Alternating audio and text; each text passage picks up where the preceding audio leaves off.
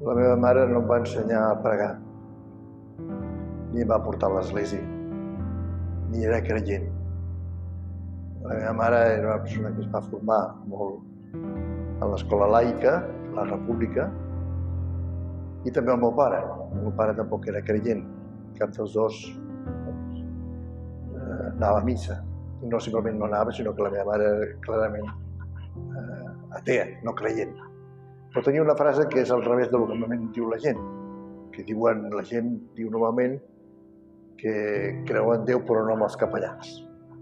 En canvi, la meva mare més aviat deia al revés, que no creia en Déu, però creia en els capellans, creia en l'església.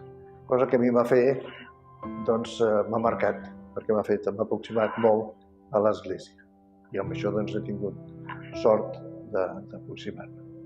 De fet, la fe la vaig rebre, òbviament, la vivència de la fe a través de la gent que va començar a venir de la resta d'Espanya. Em van ajudar a introduir-me.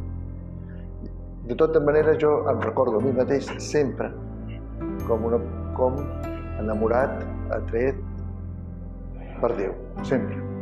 Jo i aquesta experiència és una sola cosa, almenys com a record. I ara, passat el temps, una cosa que agraeixo molt és haver estat fidel als ideals de la meva joventut. A més, no em sento en coherència amb el camí que em toca fer. Camí